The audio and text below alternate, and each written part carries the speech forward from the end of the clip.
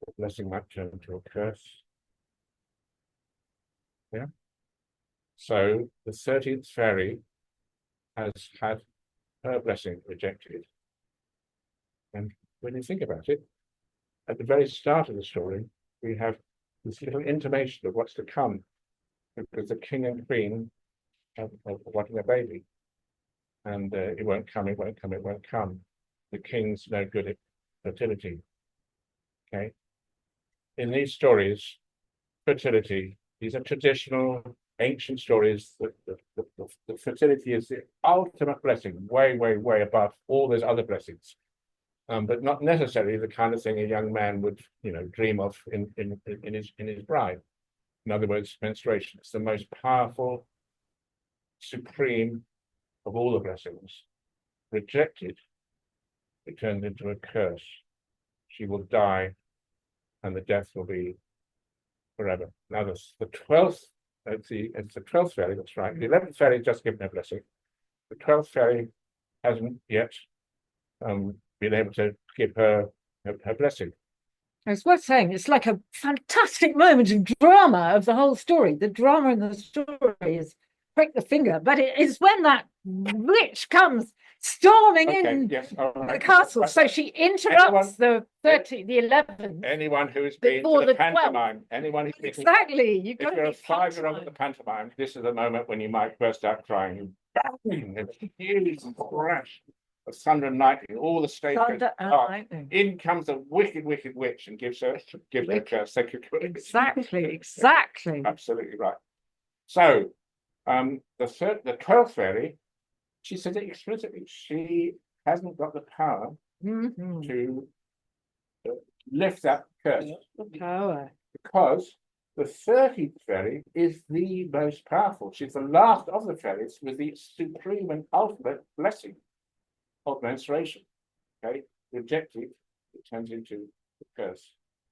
Right, now, the question is it possible for somebody, even a king, to prevent a young girl from coming of age and bleeding? Because I mean, this 12th fairy says she won't die.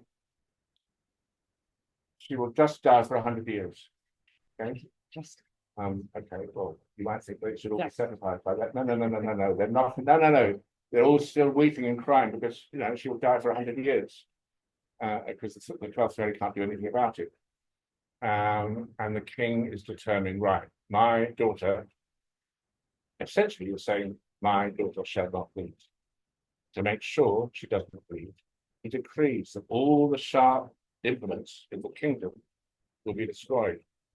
So he orders his lackeys to make a huge bonfire, searching out all the knives, sharp objects, swords, and especially all the spinning wheels in the whole kingdom, and make a huge big bonfire of them. And essentially, he's saying, my daughter, when she comes of age, she shall not bleed. And anyone hearing this story being, of course, what used to be called, perhaps should be called, an old wives' tale. So the tale kept alive by the kind of people who were burnt at the stake in the witch trials of this. The question arises, and anyone would have heard this: can a man, even a king, act against nature in that way and prevent the inevitable from happening, and prevent a young girl from bleeding? Well, he makes a big effort, getting rid of all these, every last sharp instrument, every pointed thing, every nail, and spindles. But of course, there's one left. So the girl comes of age. She's left alone in the castle. She's wandering around. Just think of the metaphor here. She's a girl coming of age, becoming aware of her body, looking into all the openings in the castle. She finds a door half open. She goes up and up and up and up and up and up the spiral staircase. Opens the door. Who does she meet? Well, you could say she meets the wicked witch, which of course she does. But this wicked witch was the same 13th fairy that originally wanted to give her the blessing of fertility. menstruation. And somehow little Briar Rose is drawn towards it, as any young girl would be, drawn towards this destiny, if you like. He reaches out. There's one spindle left in the kingdom with this sharp point. She reaches out and touches it, bleeds. And then what happens? She falls down to this a death, perhaps a temporary death, but 100 years is quite a long time. And perhaps I should just ask you what you know from ethnography at this point, instead of just telling you stuff. I'm sure you've got an enormous amount of knowledge between you all. What happens in traditional cultures when the girl does have her first menstruation? Just generalities, I know. It's very particular. Does people not people a bit embarrassed, or they just say, "I'll do it somewhere else"? What happens? Obviously, things differ in different cultures. Very different. It's a special, especially goes into a special hut. Whether sometimes a hut is very special in a positive sense. It's a some hunter gatherers and Bambuti, for example, go into a thing called an Alima house. It's a straw house, a hut. It's the biggest one they ever make. A whole gaggle of women, like 10 or 12 women, get into this hut and they sing songs, rejoicing at the fact that this girl has been blessed by the moon. In the Kalasha Valley, the Kalasha people in Hindu Kush. The Hindu Kush, thank you. They have the biggest, almost like a church in the village, is actually a women's house. It's where women go for their intimate experiences when they're menstruating, giving birth, needing to share secrets about their own and one another's body. And there's no equivalent for the men. So it's, if you like, in that particular area, it's a lovely book all about it. Obviously, I can't go into all those details, but I mean, what's happening here is that all around the world, when a girl has her first period, it's not just a private thing. It affects the whole community. And the whole community kind of go into another state. And in particular, into a state of, we call it seclusion, but it's actually connected with the lecture we didn't have today, gendered species. The genders are segregated. The women are together and they are setting a sort of boundary between themselves and young men who might be interested in sex. It's like no sex. Young men can't even look at the girl. She's secluded. She's as far removed from ordinary society as the stars in heaven are from Earth. And in the story, it's depicted as everything stops. So the cooking fires go out. All the activities, all the, the gardeners, the various flunkies and everybody, I mean, even the cook just about to pull the hair of the scullery boy, everything freezes. And when I'm going to tell you why I think this in a moment, what the evidence is, but when I think of everything suddenly stopping in a society, the metaphor I use, is it a metaphor or is it something more kind of literal? Is everyone's on strike. It's kind of a sex strike, but it's definitely everything stops. And in the story, everything stops. And I just want to ask another question about what happens, supposing I'm right, and this is strike action, all the women go on strike as a result of one of their member leaving. What do you do? Imagine some of you have been on strike. I've been on so many strikes, I've lost count, but I mean, what do you do to make sure that your strike is solid and works, that people respect it? What do you construct in order to protect your strike and prevent people from being scabs? Yeah, the picket line. Right, where in the story Is the picket? do we find a picket line? Thank you. Do not cross a picket line. Never cross a picket line. Okay? So what happens to those young men who just don't get it? Okay? They've just arrived. They fancy themselves. They've heard a story about the most beautiful maiden in all the world. They get off their horse. They've heard all these stories about this girl in this deepest, darkest forest. They've been at the pub having a drink. They heard the story. They got their sword and they start to hack away their way through. God. Not a good idea. You are, and especially, I would say, a menstrual picket line. I mean, when Kimona gives the story, quite rightly, Yeah, wanna just so describe the image? you're turning up. So the first lot, they're coming in like it's 10 years, 12 years, and they're trying to hack their ways through, and these vigorous briar roses grow, and so they get kind of trapped in the thorns, and they've been hanging up there as skeletons by 50 years or so. They've been hanging up there as skeletons, and the crows have been going to peck out their eyes. And the 60 years down the line, 70 years down the line, and you've just got all these skeletons and people who've been turning up to try to get through that fence. What are those guys getting wrong? Yeah, well, they're getting their timing wrong, is what you said. Timing wrong. So, It's right, just they're getting it. the timing wrong, and this whole hedge of thorns is covered with the skeletons with little bits of flesh So drying. but by the time you're 80 and 90 or 95, 98, 96 years, the most recent corpses are still quite fresh, Yeah, sitting up can there. I- And yeah, I really like doing it.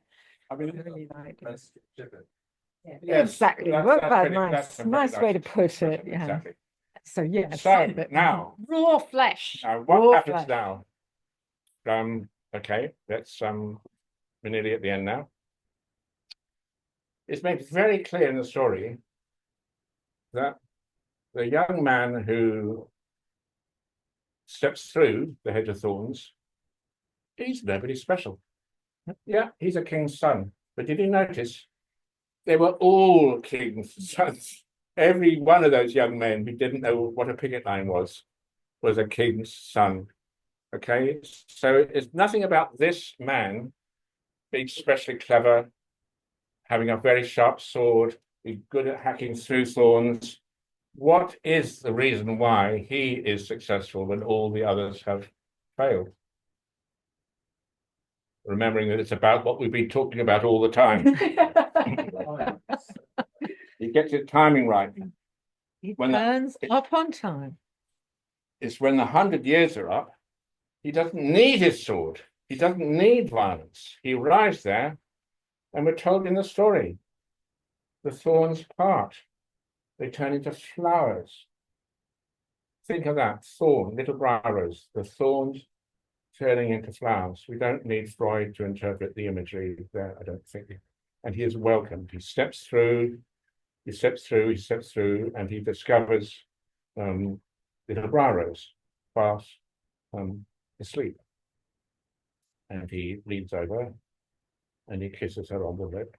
And just as we had a synchronized leaving, a synchronized movement to the other world, any strike to be successful has to be synchronized. They're going on strike over here, and someone else is going on strike over there. A successful strike will be a general strike. You need to synchronize, you need a clock. And for these women, clearly, the clock has got something to do with menstruation, something to do with 13 as opposed to 12, therefore something to do with the moon. So he doesn't need violence. He's welcomed. He leans over, he kisses her, she wakes up. And as she wakes up from the dead, everyone else wakes up as well. And they get married and they all live happily ever after. What do you hear in that story as the message? I can tell you what I hear. It's an old wives' tale. It's one of these precious stories preserved over generations by old wives, wise women, through all the persecutions of the arrival of the Christians, through all the witch trials, all the efforts of men to make women feel that their own bodies are something to be ashamed of, especially when they bleed. What I hear is the voice of that 13th wise woman. And she's saying something like this. You men, you think you can control time? We'll teach you a thing or two about time. We'll trap you in time for 100 years.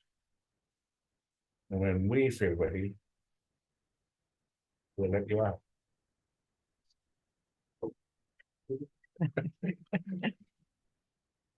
Well, that's kind of the talk, but I wanted, and it is finished, so that's it.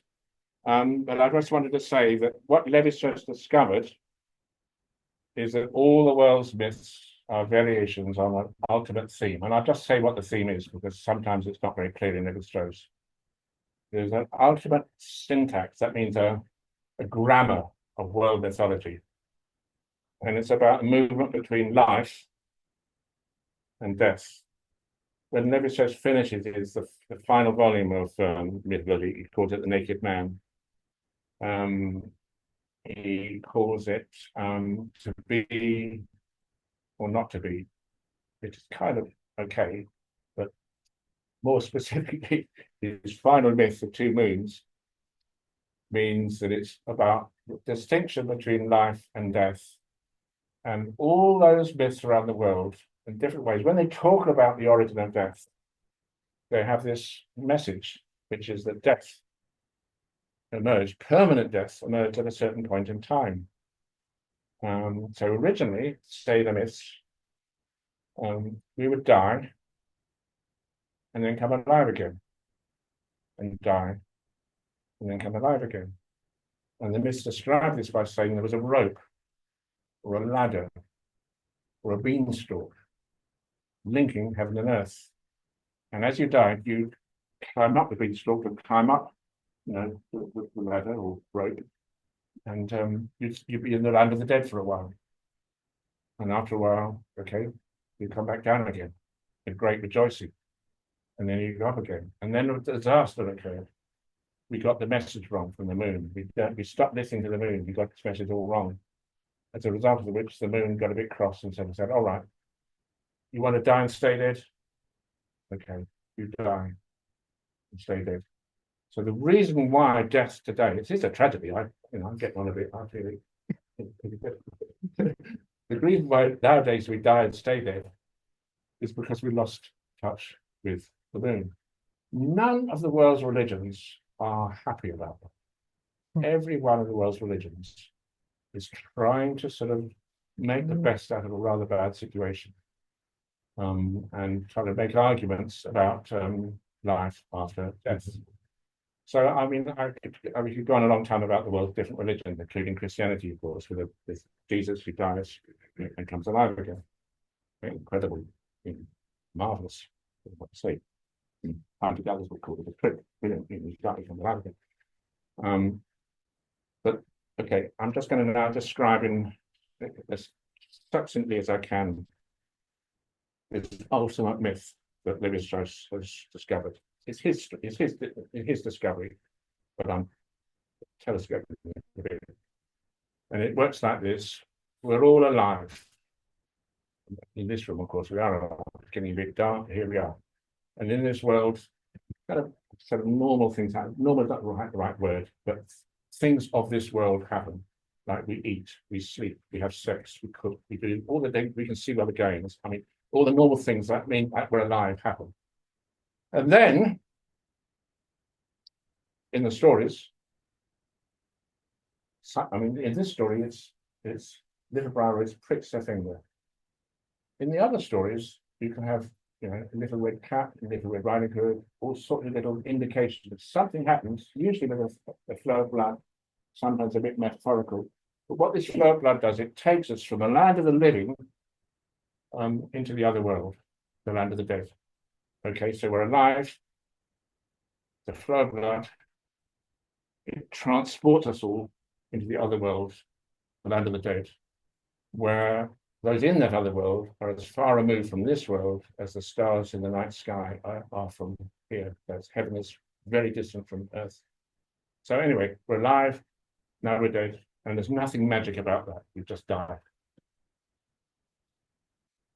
Now comes the magic bit. We come back from the dead. That's it.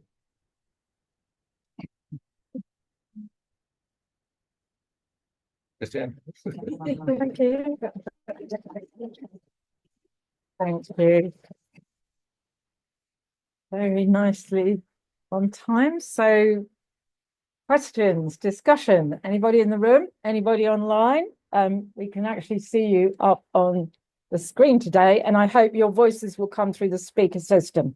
So if you've got questions, just say, or put it in the chat. Now, the good thing about this theory is that it's testable. You've only got to find one magical fairy tale anywhere which muddles up those two things that Camilla had on the screen earlier on. An aspect of ritual but on, if you mix that up in a story with another aspect of something where ritual but off, if you mix up the off with the on, you lose the signal. Okay, so we don't expect. What's also perhaps interesting is that even, never mind fairy tales, even in horror films, even in, I mean, really successful box office films, where there's an element of tingling magic, which so often there is, you'll find that the syntax is respected. So I mean, because it's how things work. But we over years and years and years, down through the generations, we kind of know how magic works. I mean, unless you really have been very much impoverished of any sort of literature or poetry or fairy tales. And so even people who are not coming from anthropology and not coming from fairy tales, who just want to make a box office film, you know, you'll find that in general they know what they're doing, and the stories which work will respect this magic, this movement. Yeah. Have you ever tried to write a story based on that sentence? So we've got a question here from Lex asking Chris, putting Chris on the spot. Has he ever tried to write a story in terms of that syntax? No, the reason is because I didn't think we needed one more story. I thought we needed to do it in practice.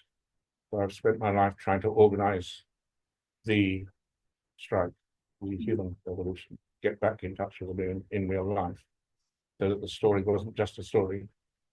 I didn't succeed.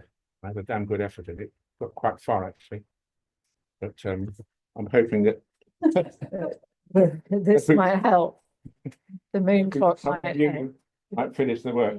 But But, more importantly, you're saying this, that we should take this seriously because they are scientific and they're a legacy of something that really did happen. So you're not interested in creating new stories, you're interested in finding out what happened in our human evolution. Yes, I have. I mean, but obviously, Lex, you're quite right. It would be lovely to actually write a sort of, I mean, what would be brilliant would it be if today, as an accompaniment of your clock, we could do drama, theatrical stories, as long as it was out of the street, as long as it was not in some little secluded space, as long as it was having an effect on the cataclysmic effects of patriarchy.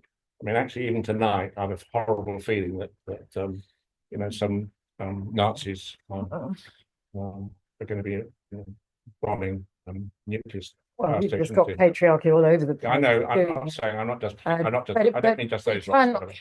also put in something about the specificity of the lunar. Don't run away. I'm not. Of the lunar cyclical ritual cycles all over the world, belonging to all religions all over the world, Yeah. are quite particular and specific, and they can play and create story, drama, ritual in their own way, but still be synchronized in time with that moon, that clock, and still have the symbolic connection. It was like when we had Ramadan earlier this year, wasn't it? When it was the beginning of it. Just remember that. Yeah. It was so exciting. It was just everyone was looking for the new moon because, you know, it starts with the new moon. And it's, as Camilla's pointed out so many times, it's like if a system of ideology and ritual and narrative isn't based on the moon, it's not religion.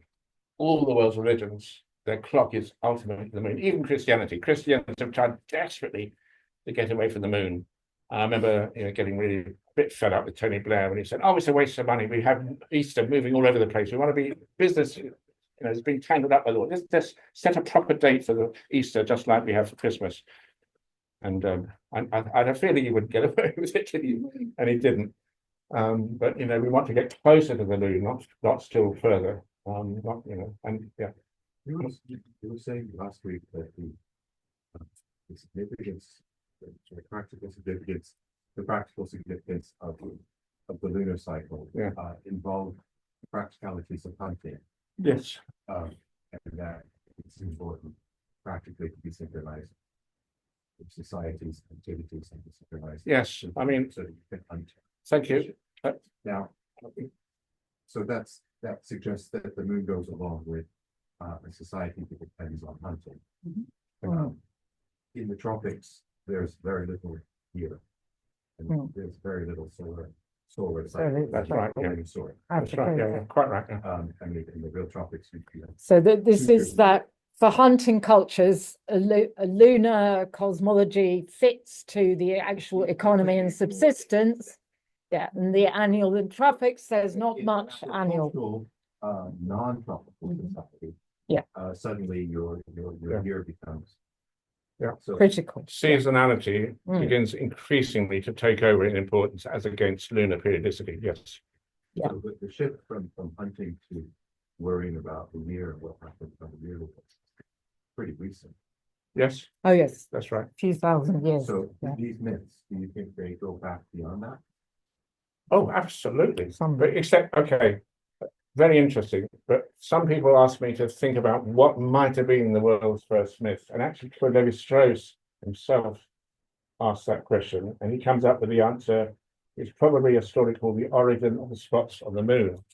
And other people have different stories. I won't go into that now, but I'd simply say that for me, it's not such a good idea to just focus on the head, on the mind. I mean, we need to link mind and body, which Levi-Strauss doesn't like doing, by the way. So for me, the original myth would have been acted out. It would have been a ritual. So going into seclusion at new moon and forbidding, say, hunting and cooking and fertile sex and all that stuff, that would have been like doing it, would have been a ritual. And the reasons why that would have been very, very effective. I mean, if you want to get men to go hunting, you don't want to have sex just before the hunt. You want to make the men feel like, okay, the women really want us. They're keen on sex, but they're going to be really disappointed if we don't come back. I'm talking about Africa now with a zebra. But if we do come up with a zebra around full moon, we should all be able to feast and enjoy the pleasures of the flesh, both eating the cooked meat and having a good time with each other. But there's a reason why it would make an enormous amount of sense to organize so that the climax of your hunting expedition would occur at the time of month when the day is longest. You don't want to be chasing after an animal and you've maybe wounded it and you need to follow it after sunset and then find that the sun sets and it's pitch dark where the lions are going to be eating you. We want to have the climax of the hunt at the time just before full moon. So as the sun goes down, the moon rises, and you can just carry on until you've got, until you've got the animal, and then of course you have all the rest of the night to party and have fun, and all over the world, the boys and girls come out to play. The moon does shine as bright as day. The full moon is a time for honeymoons, for lovemaking, for partying, and dark moon is a time for seclusion, keeping in the dark, keeping with your kin, not your lovers, with your and keeping safety in numbers. So there's make an enormous amount of sense, given the lions, but not just the lions, but especially the lions, because of the night vision. With hunting, it made a lot of sense to keep to that clock. Once the animals have been hunted to extinction, which in most parts of the world happened, I don't know, different times really, but maybe 20,000 years ago, 11,000 years ago, then of course everything starts to fall apart. And we can't really go into that, but you're right to say that with agriculture, seasonality takes over. Therefore, the sun takes over at the expense of the moon. And once the clock that makes the world go round is no longer held in women's bodies, women also lose their former power. I can see somebody called Christine Binney at the very back. Hand up. Yeah, can we, Oh. well, Christine go, and then I want to go to the Zoom people. We need you to do loud enough to that we can tell the Zoom people. And what was it that was sharp on the symbol? I mean, if it was metal, then could you hurt yourself on a bit of sharp bronze? Or would it have to be iron? And or else it might be a splinter. But I'm not sure if it would be a flint. So I'm just thinking about the different materials. Oh yeah. I'm sorry. Yeah. How that might come Well, down. What sort of time it started. Yes. Interesting one. So can I say this point to the Zoom people? So the contribution from Christine here is the idea that somebody would prick their finger to bleed on the end of a spindle might be affected by the type of material it was made of. So something like bronze in the beginning, maybe not going to do it, but something like iron, an Iron Age implement might indeed. So it could be telling us about the time frame for this. I mean, yes. I mean, yeah. I mean, sometimes in the stories you have a miller. You know, well, yeah, it's quite out of place. Before you stop windmills. Yeah. Really. So with those But technical in this details. story, so they're all going to hunt in the forest, aren't they? They're pretty much hunting those Yes. places. But what we still get, even when you have got a miller or something which is indicating agriculture, you still get where the magic happens never changes. The magic is in a deep, dark forest. Okay, you just find that you never find the magic happening in a sort of brilliantly lit palace of lawns and stuff. I mean, there isn't magic there. I mean, it might be part of the story. So yes, Christine, those technical details can very helpful, of course, those details, because they can tell you when that particular version of this ultimate myth, you know, will gain character. But they certainly don't tell you much about where the stories come from in terms of that basic what we call time-resistant syntax, ancient grammar. On Zoom, Dan, do you want to say something on your question? I don't know if you want to talk over our system. Can you do it? Or do you just want me to read out? Okay, Dan says his mic's not working. Dan has asked a question about the pros and cons of commodification of this ultimate myth in mainstream commercial cinema, Disney, Star Wars, whatever. Yeah. And there have been a few people putting in their points here. The commodification always goes in one direction. So, I mean, Walt Disney, sometimes when I'm here, I've done this every year for about 30 years or something, and I ask them, but usually we don't have Zoom, so we do a kind of workshop and people have to remember as much as they can about the story. And quite often people think there are 3 fairies in the story. And that's because the Walt Disney wasn't version. going to pay for so many animators to make enough fairies. It costs a lot to produce 30 animated fairies, but 3 will do. And so, I mean, obviously, all these different commodified versions, commercial versions, are losing the plot, losing the detail, and it ends up being pretty much pap.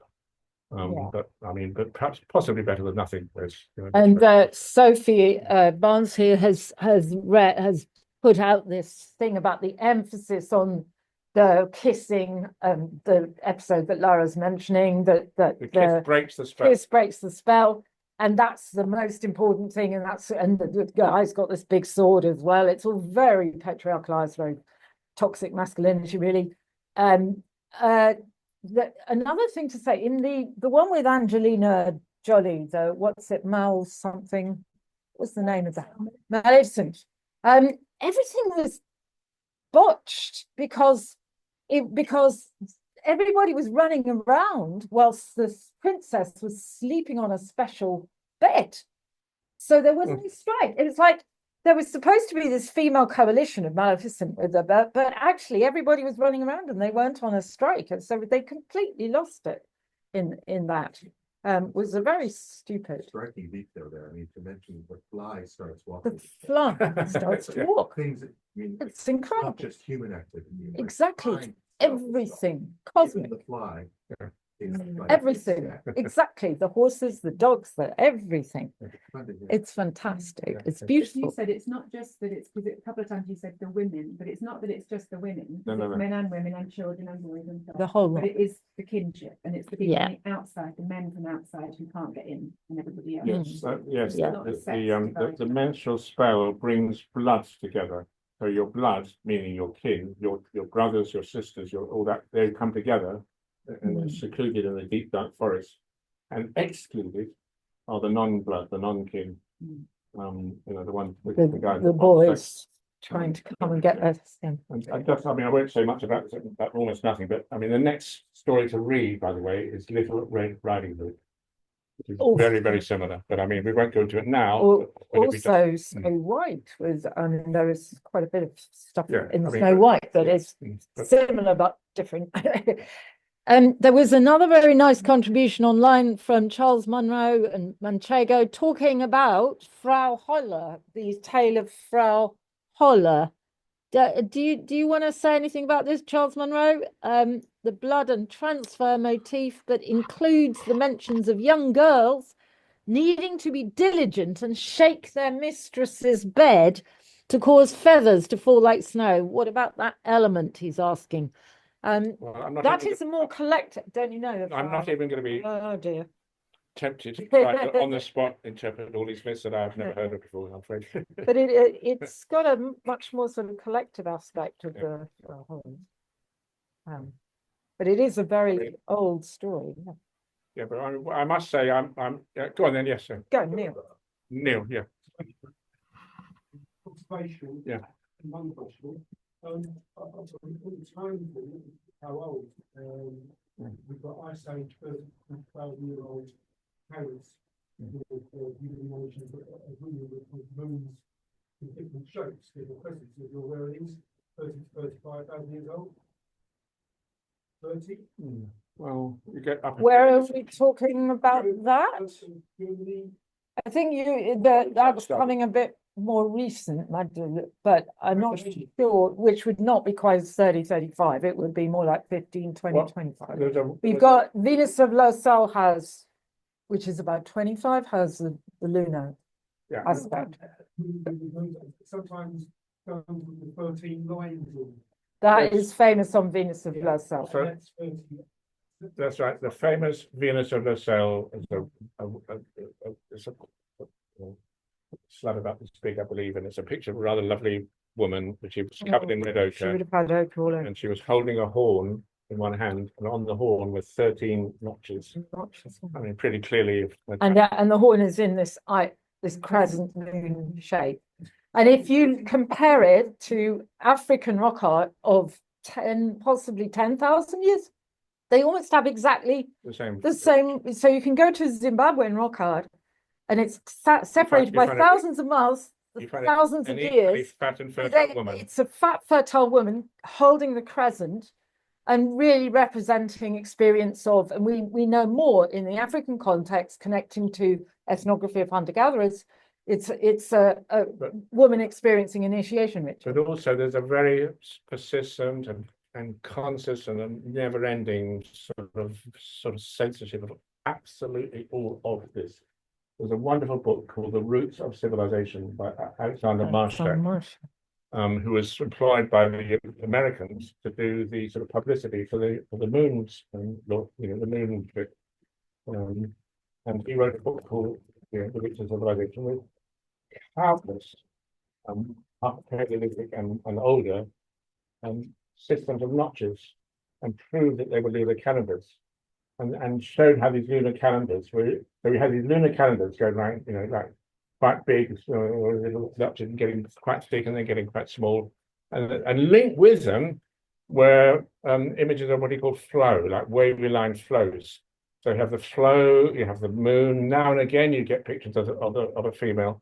What you never get in all of rock art is what the scientists think is the most important thing, which is man, the mighty hunter, conquering the savannah, is stamping on some poor animal. Whenever you get animals, the animals are powerful in bleeding, and you get the poor little human sort of like daunted by this magical potency of the blood. And yet Marshak's marvelous book is just now, it's kind of nowhere, despite the fact that it's a beautiful, and he was a very, very conscientious, clever photographer and recorder of all the details of these lunar calendars. And these lunar calendars, if you're interested in the origin of writing, the first, notation systems made permanent were lunar calendars. Absolutely no doubt about it. The roots of There's evidence in Africa of bones, notched calendars that would have probably been covering the cycle. just like Walt Disney gets rid of the 13 fairies and wants only 3, all the sort of so-called scientists who like the idea of men inventing everything, it's not, these are inconvenient truths, these big items of evidence about the moon. Being orthodox individuals, they weren't getting so much about heresy and the aspect. But within Hinduism, a slightly hidden aspect within Tantra, Kali. Kali is a great moon. Different shades, different times of the moon are colloquially called Kalas. Yes. Kali also denotes circles, therefore time. It also means black. It's the root of our word coal. And really? coal. Really? Kali and coal. I think etymological. I didn't know. In Tantra, she represents 3 time and space. Blackness is infinite. And circularity aspect. So it's Neil's suggestion here that the symbolism of time and the moon is definitely very present in Hinduism, with Kali. These are very patriarchal religions, but nevertheless, they still maintain some of that symbolism. One of the points I want to make really is that even in the mythology, when you get, you get increasing patriarchy, the figures in the story who are powerful, what you notice is they still have to bleed. My question is, like Jesus has to bleed to be powerful, for example.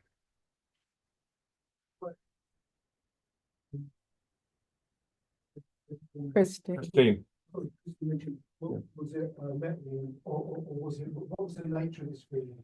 Oh, nobody knows. Was it wood? Was it metal? Brick. But I think of the imagery of the briar or the thorn. Well, couldn't the imagery, couldn't it be a hint or a suggestion at breaking behind it? Rather than just well, that is another theory. When I give this talk and I ask what does the prick figure mean, I always get 2 answers. About 21 or so people, or perhaps 29.7 people say it means menstruation. And there's always somebody else says, no, it's somebody having sex with a girl who's a virgin and breaking the hymen and she bleeds. And there's just no evidence for that, is there? Because, well, who is she with? What space is she with? In what space? Where does it happen? How can a young man just get into that attic when there's only an old lady and a young woman, and the young men are miles away? I mean, it just doesn't make any sense to treat it as that. But I mean, it's interesting to have 2 theories, and then one's right, one's wrong, and it's pretty evident which one. Okay, yeah, good try. Yeah, good try. Any more questions? Well, one of the just things is just really stress the fairy tales, even when they are, I mean, not even to say that a bit patriarchal is a bit of an understatement. Some of them are extremely patriarchal, but they've got treasures within them. You can still recover absolute magic from these stories, and I think they really need to be listened to. At the end of the day, we're listening to those wise women, and they've got a lot to tell us. Yeah, because at the beginning you said, don't assume they have meaning. So then, of course, you have interpreted meaning, but the difference is what you're saying is like, don't assume a superficial top level of meaning. Because if these stories were to be smuggled through patriarchy with that warning intact, which is don't mess with nature, don't mess with women's power, menstruation is inevitable and we kind of hold that space, then they have to have a sort of patriarchal cover in order to kind of that's a really important point. Exactly. In order to get through the censorship, in Europe it would be the censorship of the Christians, the powerful woman wouldn't survive in the story if she wasn't a wicked witch, so wicked. And not only keep saying she's wicked, she can get through the censorship. So the stories have to get a sort of superficial patriarchal cover in order for the real witchy woman and magic to, to come Keep being to, told. to come through. But on the question of meaning, it's just if you start finding meaning too quickly before you've respected the story's intellectual coherence, you end up doing what Freud does. Anything round is a vulva, anything longish like banana shaped is a penis, and it just gets very reductive, and you don't need all the detail, you don't see all the detail. Or and some of the guy's really a cigar. I agree with you, Neil. And then the same with Jung. I mean, if you keep seeing these same old archetypes wherever you look, I mean, it blots out all the beauty and detail of the story. So Levi-Strauss say, don't look for meaning, look for structure.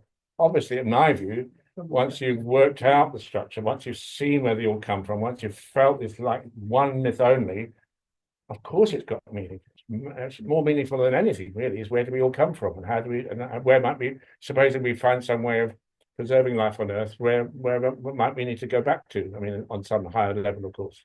So it's massively meaningful. But Levi-Strauss was sort of warning us, look at the intellectual sophistication of these stories first, and the beauty. When you look at the stories, it's like looking at a snowflake.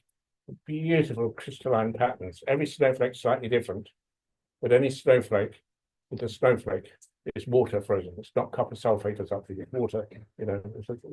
The variations are important, but they're mathematically, unified. Variations of a theme is the simplest way of putting it. And it's not that that people can't create stories that don't fit with that syntax. It's just that they might not survive time because they simply don't. Well, we're always getting stories which are rubbish, and they might make a bit of money for a time, They won't but survive. they don't They won't survive. last. Yeah. They- I mean, Jurassic Park Works. works beautifully. It's written on the It's, syntax. I mean, because all the power comes to these female dinosaurs. You get a huge lot of rain and darkness. It's wet, and it's dark. rumbling, loud noise, all the things that magic and seclusion are in Jurassic Park. The first man gets eaten when he's shitting. Everything works. And if we had They're all female. and they're all female, and if you just had little cotton wool clouds and blue skies and all that stuff, I mean, the story wouldn't work. So the people who make these box office hits sort of get it. They sort of know it. But you're right to say that when they get it wrong, okay, that's possible as well. But I'm arguing that over time, those mistakes, they don't lead to anything memorable.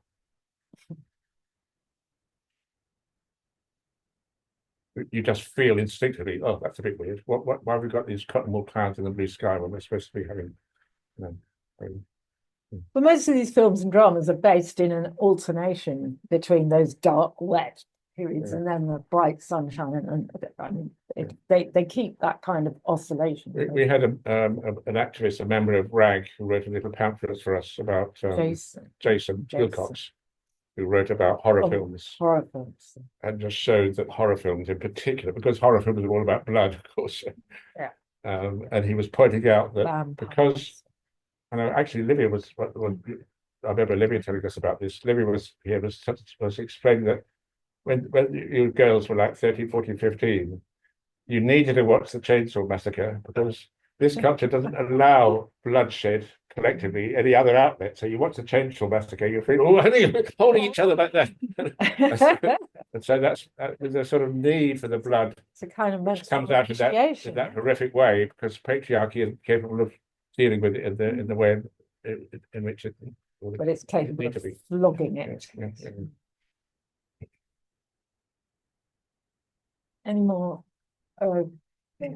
thoughts? We just about made it to the end tonight. Did you witness? Is there some? Oh no, that was just me. Actually, it's about. You're talking about this. No, I thought Manchego was waving. Oh, Manchego is waving. Are you waving? Did you want to say something, Manchego? Not particularly. He's put a lot of thoughts down here coming from the Old Testament. I suppose, Lex, I can't persuade you to say anything about your clock. Is it on offer here for anybody who wants to buy it? Is this belonging to the box? That one. So, is this belonging here? Or Yeah, well, no, I think one of these is, yeah. One of them. Yeah. Can you tell me which one? Yeah, that's one. I can say a little bit. Yes, So come here. do. Why don't you come here so that the people on camera can Say hear? something about Moonclocks.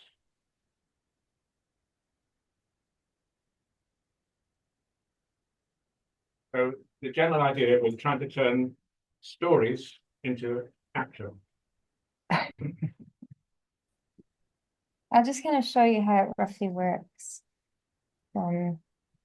So, no, Just for the camera, okay. so the camera can see.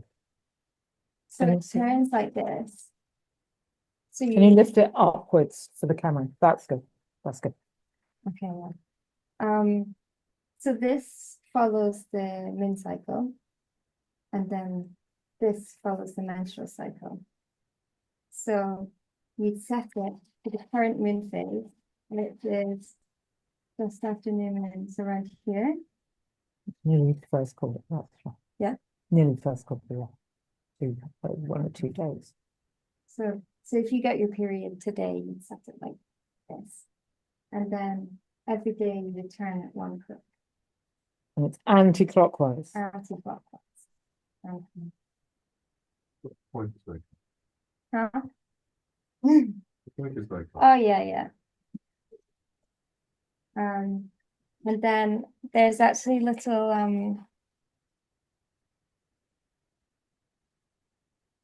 colored sticks. Right, as you go through the cycle, your mood changes, and you may want to write all the details in a diary, but there's another way of doing it. Some colored sticks. So you can choose which one represents what. But as you go, you can add in these sticks. And over time, you'll learn your body and the patterns that occur within the cycle. And as it comes back around again, quite likely these patterns will repeat. And you have a forecast for your body. You can tell the future. And there's actually a lot of so I've it's engraved and I've painted in here, but the drawing has a lot of Sleeping Beauty connotations. Like there's 2 girls with their pricking their finger, and then there's the kind of time itself here. The spindle wheel is her head. Put the clock close to the camera. So Yeah, people just can so see on that Zoom. can see Yeah, on that's it, Zoom. lovely. That's much better for them. Yeah, hold it there. And they're all within this one body, this one blood, In a sense, one dragon. the imagery on the clock is our story of how we became human. Yep. It's the story of the moon, the sun, the sex drive, and all this. Much more fun. Is yeah. It's And this is an edition of 1,000 clocks. Oh, there's 29. 29. Yeah. So it's 20. So yeah, they're If people want to acquire it, how can they try to get it so you can online? get it on the website, which is themoonclock.co.uk. Moonclock.co.uk. Shall I put that online? The underscore moon. Yes, it is. Yeah, it's for the Instagram. Yeah, Moonclock is one word. Oh, the Moonclock. the The THE Moonclock. THE Moonclock will have. It's £150 here, for a special price, but usually it's £250. And it's also Oh, so Lex is selling over here £150, and online it's much more expensive. yeah. And also Okay. they are also going to be in Freeze tomorrow. Oh, that's really. Freeze Art Fair, and also they're in Camden Art Centre right now, if you want to see them there. They have they're slightly different editions. They have a different design on the front, and they're a lot more expensive. Yeah, so I have some if anyone wants to buy one today. And they can also be used by men. And you Well, can track any human being, any human being. because we all evolved under Yeah. the sway of the moon. I'm using it. Yes. Thank you. You don't have to have a menstrual cycle. I'm expecting a moonclock to arrive and I don't. Okay, well done. Thank you. Wonderful. Wonderful. The next Well, thing is, thank- I think some of us go to the pub. Right, can I just wind up here to say goodbye to everybody who came on Zoom, and then we can talk to people who might like to go to the pub. Just to say thank you to Chris for stepping in tonight when we had an emergency with our proposed speaker, Thomas David Barrett. To repeat again, David Barrett is coming to speak to us on November the 26th. He will be telling us about gendered species. Thank you so much to Lex. We haven't had a report on the absolutely amazing and wonderful event of the Moonclock launch on Saturday, which was a beautiful, really beautiful, inspiring event with a fantastic speech from Lex herself. She is a woman of the moment. And just for next week, to say what's next week, we are going to have, I'm pretty damn sure he'll turn up because he never misses, Volker Sommer, who's the Emeritus Professor of Evolutionary Anthropology from UCL, and he's going to be talking about the evolution of we-ness from a perspective of chimpanzees. Volker is one of the world's greatest experts of chimpanzees, but he will be expanding and extending that to humans, I expect. So please do come back for that. We're pretty sure Volker is going to be turning up for that next week. Hope to see you on Zoom, but thank you very much for coming tonight. Anyway, and goodbye to you, and we'll see Have a you whiskey on me. next week. Great. Thanks. Thanks. Questions.